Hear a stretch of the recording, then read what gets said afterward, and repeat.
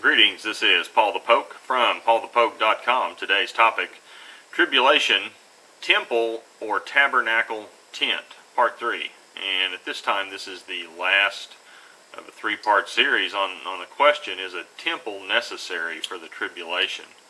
And, specifically, would a tent, tabernacle tent, or a tent of meeting, would that work for a structure?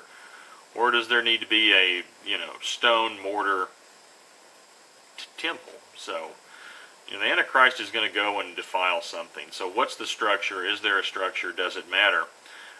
For some insight, Daniel 11, verse 31, forces from him will arise, desecrate the sanctuary fortress, and do away with the regular sacrifice, and they will set up the abomination of desolation. So the focus of this post is on the Hebrew word for sanctuary. And the Hebrew word for sanctuary is mikdash.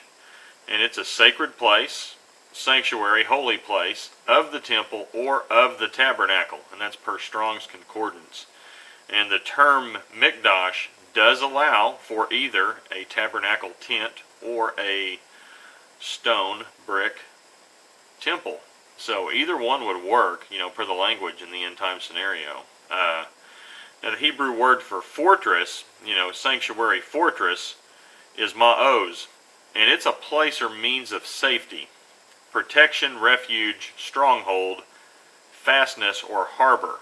And that's what it physically means. Now, figuratively, it could be also stated that it's a refuge of God or human protection. So in a physical sense, the tent may not necessarily fit the criteria, and that would trend more toward a stone temple structure.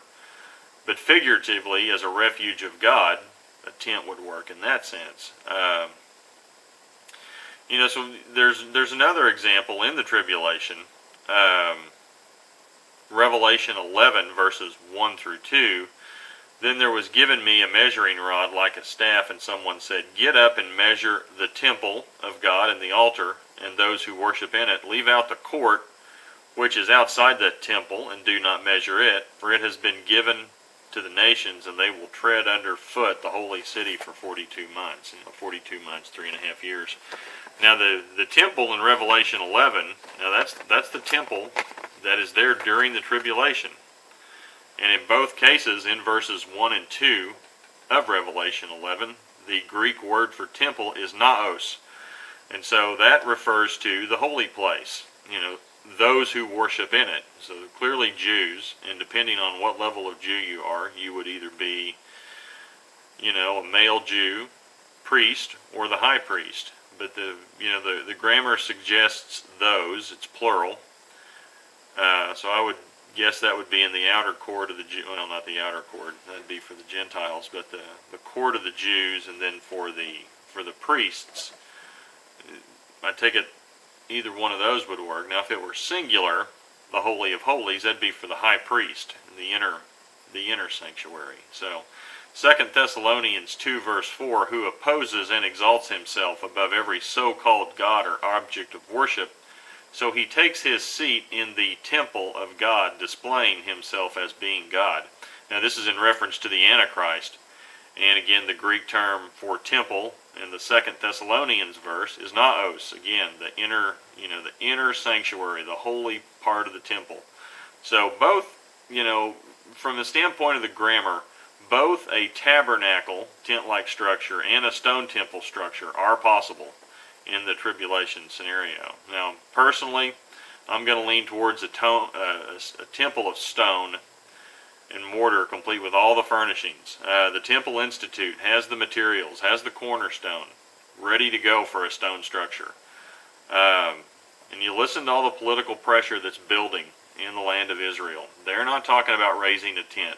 They want a big physical temple stone complex. So that's where the political pressure is heading. Also, previous head of the Temple Institute, Yehuda Glick, is now a member of Knesset, so there's a voice there for, hey, we want a stone temple. But, again, the grammar allows for either one. I would encourage everybody to do their own homework and draw their own conclusion.